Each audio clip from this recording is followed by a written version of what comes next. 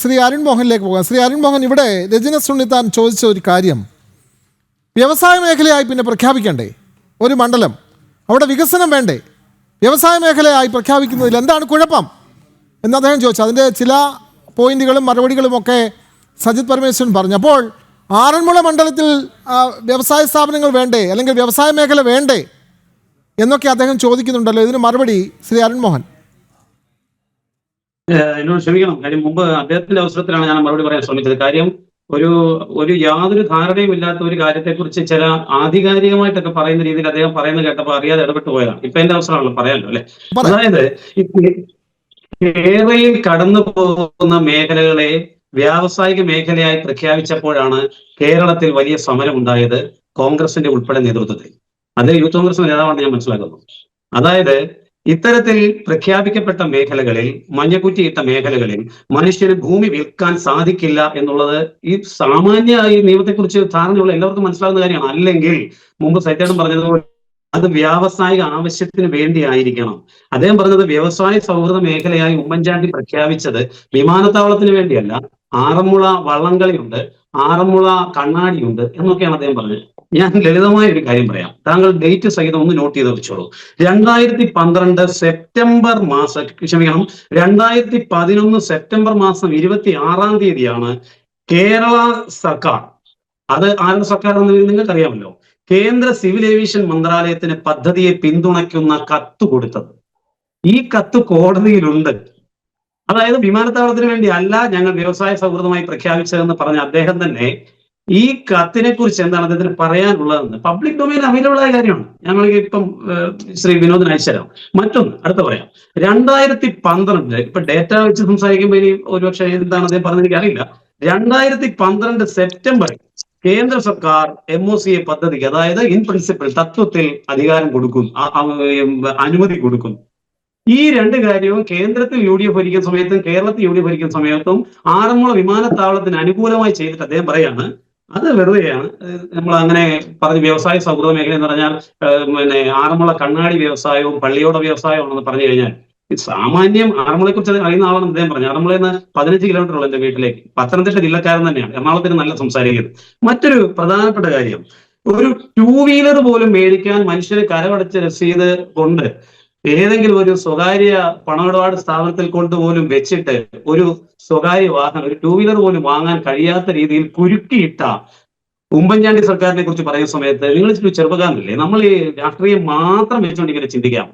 ഈ പറയുന്ന എബ്രഹാം കലമണ്ണിൽ UDFന്റെ നേതാവ് അല്ലെങ്കിൽ നാളെ ഡ്രോൺ പറത്തിയതിന്മേൽ വളരെ ഗൗരവകരമായ വിഷയം 2017 justice KN Puttaswamy versus government of India 2017 ഭരണഘടനാ അനുച്ഛേദം 21 അനുസരിച്ച് സ്വകാര്യതയ്ക്കുള്ള അവകാശത്തിന്മേലുള്ള കടന്നുകയറ്റമാണ് ഈ തരത്തിൽ ഡ്രോൺ പോലെയുള്ള ഉപകരണങ്ങളാൽ മുകളിലേക്ക് പറത്തിക്കൊണ്ട് താഴേക്കുള്ള പരീക്ഷണാടിസ്ഥാനത്തിൽ കാര്യങ്ങൾ ശേഖരിക്കുന്ന എന്നുള്ള സുപ്രധാനമായ വിധി നിലനിൽക്കെ ഡ്രോൺ റൂൾ 2021 പ്രകാരം അദ്ദേഹം ചെയ്തത് ഗുരുതരമായ തെറ്റായതുകൊണ്ട് നാളെ ബന്ധപ്പെട്ട ഉദ്യോഗസ്ഥർക്ക്, ജില്ലാ കളക്ടർക്ക്, SHOയ്ക്ക്, SP-ക്ക് അടക്കം ഞാൻ പരാതി കൊടുക്കാൻ പോകുന്ന സമയത്ത് അദ്ദേഹം കൂടെ വരാൻ തയ്യാറാണോ എന്നുള്ളത് മാത്രമാണ് മറ്റൊരു പ്രധാനപ്പെട്ട ചോദ്യം. അദ്ദേഹം മുമ്പ് പറഞ്ഞു ഏതോ സ്വകാര്യ വ്യക്തി അങ്ങനെ നടത്തിയതിൽ ഞങ്ങൾക്ക് യാതൊരു കാര്യമില്ല. പിന്നെ അദ്ദേഹം പറഞ്ഞു ആ വ്യക്തി പറഞ്ഞ കാര്യങ്ങൾ ഞാൻ വളരെ വ്യക്തമായി കേട്ടു. മാധ്യമങ്ങൾ റിപ്പോർട്ട് ചെയ്തപ്പോൾ ഏതായാലും അദ്ദേഹം രണ്ടാമത് വേറെ വല്ലതും പറഞ്ഞെന്ന് എനിക്കറിയില്ല. അദ്ദേഹം പറഞ്ഞു മുട്ടയിൽ ഒപ്പുവെച്ചിട്ടാണ് NOC നൽകിയത് VS അച്യുതാനന്ദന്റെ കാലത്ത്. ഒന്ന്, അന്നും ഇന്നും UDF ഇതിന് അനുകൂലമാണ്. അദ്ദേഹത്തിന്റെ വാക്കുകളാണ് ഞാൻ പറഞ്ഞത്. ഈ അദ്ദേഹത്തിന്റെ വക്താവ് അല്ലെന്ന് ഇദ്ദേഹം പറഞ്ഞു. ഈ അന്നും ഇന്ന് അത് സ്വകാര്യ വ്യക്തി അല്ലെങ്കിൽ അദ്ദേഹം പറഞ്ഞ വെറും ഒരു സ്വകാര്യ വ്യക്തി പറഞ്ഞൊരു അഭിപ്രായം മാത്രമാണ്. BJP അതിന് എന്ത് ചെയ്തെന്ന് അദ്ദേഹം പറഞ്ഞത് ഭരണഘടനാപരമായി 2017 നിങ്ങൾക്കറിയാമോ, ഡേറ്റ് സഹിതം ഞാൻ പറയാം.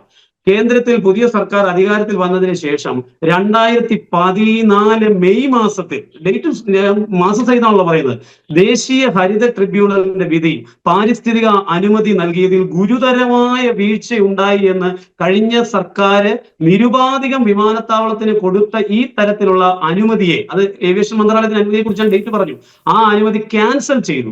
പിന്നീട് സ്വാഭാവികമായിട്ടും വിമാനത്താവള കമ്പനി വീണ്ടും സുപ്രീം കോടതിയെ സമീപിച്ചു. 2017 സുപ്രധാനമായ വിധി സുപ്രീം കോടതി പറഞ്ഞു 2017. ഇതാണോ രണ്ട് കൈയും നീട്ടി ഈ BJP സ്വീകരിച്ചു അദ്ദേഹം പറഞ്ഞു? എനിക്ക് മനസ്സിലായില്ല. അപ്പം എബ്രഹാം കലമണ്ണിലിനെ ഞാൻ എന്റെ ഭാഗമാകാൻ ഞാൻ തയ്യാറല്ല, അല്ലെങ്കിൽ അദ്ദേഹം ഒരു സ്വകാര്യ വ്യക്തിയാണെന്ന് പറയുന്ന സമയത്ത് അദ്ദേഹം തന്നെ പറഞ്ഞിട്ടുണ്ട് BJP അനുകൂലമായിരുന്നു. ആ സമയത്ത് അദ്ദേഹം എബ്രഹാം കലമണ്ണിലെ വാദത്തെ പിന്തുണയ്ക്കുകയാണ്. എനിക്ക് മനസ്സിലാകുന്നില്ല ഏത് സമയത്താണ് അദ്ദേഹം അങ്ങനെ പറഞ്ഞത്. അതല്ലാതെ ഏതെങ്കിലും തരത്തിലൊരു അനുമതി കഴിഞ്ഞ 12 വർഷക്കാലത്തിനുള്ളിൽ ഇദ്ദേഹത്തിന് കേന്ദ്ര ഏവിയേഷൻ മന്ത്രാലയത്തിന്റെ ഭാഗത്തു നിന്ന് കിട്ടിയിട്ടുണ്ട് എന്നാണെങ്കിൽ അദ്ദേഹം പറഞ്ഞതിൽ എന്തെങ്കിലുമൊക്കെ നമുക്ക് അംഗീകരിക്കാനുണ്ടായിരുന്നു. 36 കൈവഴികളാണ്. ആറന്മുളയെ കുറിച്ച് അറിയുന്ന ആളെന്ന് പറഞ്ഞതുകൊണ്ട് ഞാൻ അദ്ദേഹത്തിന് സൂചിപ്പിക്കുകയാണ്. പമ്പയ്ക്ക് എത്ര കൈവഴികളാണെന്ന് അറിയാമോ? 36 കൈവഴികളാണ് പമ്പാ നദിക്കുള്ളത്. അതിലിപ്പോ നിലവിൽ എത്ര കൈവഴികൾ ഉണ്ടെന്ന് അറിയാം. ഇദ്ദേഹത്തിന് മുമ്പ് വളരെ വ്യക്തമായി അതിനെക്കുറിച്ച് സൂചിപ്പിച്ചാണ് ഞാൻ കൂടുതൽ പറയാതിരുന്നത്. അത് അദ്ദേഹം വിട്ടുപോയി. ആ ഒരു കാര്യം മാത്രം അദ്ദേഹം വിട്ടുപോയതുകൊണ്ട് ഞാൻ സൂചിപ്പിക്കാം. 6 കൈവഴികൾ മാത്രമാണ് ഇന്ന് അവശേഷിക്കുന്നത് പമ്പാ നദിയുടെ. നമ്മൾ ഈ പറയുന്ന വലിയ വികസനം കൊണ്ടുവരുന്ന സമയത്ത് അവിടെ അനുഭവിക്കുന്ന പാരിസ്ഥിതിക പ്രശ്നങ്ങളെ കുറിച്ച് നമ്മൾ ഇപ്പോഴും കാണുന്നില്ല. 2 ദിവസം നിർത്താതെ മഴ പെയ്താൽ ആറന്മുള വഴി ഒന്ന് സഞ്ചരിച്ചു നോക്കണം, ചെങ്ങന്നൂരിൽ പോകാൻ സാധിക്കത്തില്ല. ആറന്മുള റോഡിലേക്ക് വെള്ളം കയറി 2 ദിവസം. ആറന്മുളയിലെ എഞ്ചിനീയറിംഗ് കോളേജ് ഉൾപ്പെടെ അവിടുത്തെ വിദ്യാഭ്യാസ സ്ഥാപനങ്ങൾ ഉൾപ്പെടെ കോഴഞ്ചേരിയിലെ സ്ഥാപനങ്ങൾക്ക് മുഴുവൻ അവധി കൊടുക്കുന്ന ഒരു സാഹചര്യം നിസ്സാരം 2 ദിവസം മഴ പെയ്താൽ സാധിക്കില്ല. ആറന്മുളയിൽ തന്നെ താമസിക്കുന്ന അദ്ദേഹം മുമ്പ് സൂചിപ്പിച്ചല്ലോ, മുമ്പൊക്കെ ഇതൊക്കെ വലിയ ആഘോഷമായിരുന്നു പറഞ്ഞു. ഇന്ന് മനുഷ്യൻ ഭയപ്പെടുകയാണ്. ഈ സാഹചര്യത്തിൽ 224 ഏക്കർ ഭൂമി നികത്തിയിട്ട് ഇനിയും 1000 ഏക്കർ ഭൂമി ആവശ്യമായ ഒരു സ്ഥലത്ത് ആറന്മുള വിമാനത്താവള പദ്ധതി പരിസ്ഥിതിക്ക് ദോഷമില്ലാതെ കൊണ്ടുവരുമെന്ന് പറഞ്ഞ അബിൻ വർക്കിയാണ് ആറന്മുളയെ കുറിച്ച് വിശദമായി പഠിച്ച് രാഷ്ട്രീയ പ്രവർത്തനം നടത്തിയെന്ന് അദ്ദേഹം വാദിച്ചത്.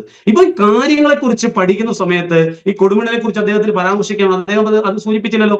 അല്പം മുമ്പ് ശ്രീ വിനോദ് പറഞ്ഞതുപോലെ ഇത്രയും വിവാദമായി കഴിഞ്ഞതിന് ശേഷം അതിനെക്കുറിച്ച് അഭിപ്രായം പറഞ്ഞു. അത് വളരെ നല്ലതാണ്. കാര്യം ആറന്മുളയിൽ തന്നെ വേണമെന്ന് ഇല്ലല്ലോ എന്ന് ബഹുമാനപ്പെട്ട ആന്റണി പറഞ്ഞു. കുമരൻ, ജിജി, ഷൺമുഖൻ എന്ന് പറയുന്ന 3 പേരുടെ തട്ടിക്കൂട്ട് കമ്പനി വിമാനത്താവളം ഉണ്ടാക്കാൻ വേണ്ടി അല്ല അവിടെ വന്നേ നമുക്കറിയാം. കാര്യം ഇത് മുമ്പ് ഞാൻ സൂചിപ്പിച്ചതുപോലെ ഞാൻ അതിന്റെ ചരിത്രം അല്പം പറയേണ്ടി വരുന്നതുകൊണ്ട് മാത്രം ഞാൻ സൂചിപ്പിക്കുക, അല്പം കൂടി സമയം തരണം. ആറന്മുള ഏവിയേഷൻ ലിമിറ്റഡ് എന്ന് പറയുന്ന കമ്പനി 2007 എബ്രഹാം കലമണ്ണിൽ ജോസഫ് എബ്രഹാം, സാമുവൽ എബ്രഹാം, പോത്തൻ അലോ തൈപ്പ്. ഇന്നത്തെ കോമഡി എന്താണെന്നറിയോ? ഈ അപ്പനും സുഭദ്രയും ചേർന്ന കമ്പനിയാണ്. ഇവര് മുഴുവൻ അദ്ദേഹത്തിന്റെ മക്കളാണ്. ഇതാണ് ആറന്മുള ഏവിയേഷൻ കമ്പനി. ഈ സാധനം എത്ര കൃത്യമായ തല്ലിക്കൂട്ട് കമ്പനിയാണെന്ന് മനസ്സിലാക്കണമെങ്കിൽ 2012 ഷൺമുഖൻ അതിന്റെ ഡയറക്ടറായി വരുന്നു. KGS കൺസ്ട്രക്ഷൻ ലിമിറ്റഡ്, നമ്മൾ നോട്ട് ചെയ്യേണ്ട പോയിന്റാണ്. KGS എയർപോർട്ട് കമ്പനി അല്ല, KGS കൺസ്ട്രക്ഷൻ ലിമിറ്റഡ്. നെക്സ്റ്റ് അടുത്തൊരു KGS കമ്പനി ഉണ്ട്. എനിക്ക് അത്ഭുതം തോന്നി, KGS ഹെൽത്ത് കെയർ. അതായത് കുമരൻ കന്ദസ്വാമി, അനിത അലക്സാണ്ടർ കടക്കേത്ത്, ജിജി ജോർജ് അടക്കം 6 ഡയറക്ടർമാർ. അതിലെ ജിജി ജോർജ് ആണ് KGSന്റെ G. നമ്മൾ ഒന്ന് ആലോചിക്കണം എത്ര കൃത്യമായ ഗൂഢാലോചനയാണെന്ന്. KGS കമ്പനി മുമ്പ് നിർമ്മിച്ച ഏതെങ്കിലും ഒരു വിമാനത്താവളത്തിന്റെ പേര് ഇന്ത്യയിൽ എവിടെയെങ്കിലും ഈ വിമാനത്താവളത്തെ അനുകൂലിച്ച് എന്റെ എത്രയോ സുഹൃത്തുക്കൾ പറയുന്നു, നിങ്ങൾ എന്തിനാണ് ഇങ്ങനെ എതിർക്കുന്നത്, വികസനമല്ലേ വേണ്ടതെന്നൊക്കെ പറയുന്ന സമയത്ത് വിമാനത്താവളത്തെ ആരാണ് എതിർത്തത്? ഞാൻ ഈ മുഴുവൻ പ്രേക്ഷകരുമായി പറയുന്നു, വിമാനത്താവളത്തിന് എതിരല്ല നമ്മൾ പറഞ്ഞു. ആറന്മുള വിമാനത്താവളത്തെ എതിർക്കുന്നവരൊക്കെ തന്നെ വികസനത്തെ എതിർക്കുന്നവരാണ്. പത്തനംതിട്ട ജില്ലയിൽ വിമാനത്താവളം വേണ്ട എന്ന് പറയുന്നവരാണ് എന്നുള്ള എതിർവാദമാണ് ഉയർത്തുന്നത്. പക്ഷേ അതല്ല സത്യാവസ്ഥ. പകരം പാരിസ്ഥിതിക പ്രശ്നങ്ങൾ ഉണ്ടാവാത്ത ഭൂപ്രദേശവും പത്തനംതിട്ടയിലുണ്ട്. അത് ഉപകാരപ്പെടുത്താത്തതിലാണ് നമുക്ക് ഏറ്റവും കൂടുതൽ തർക്കമുള്ളത്.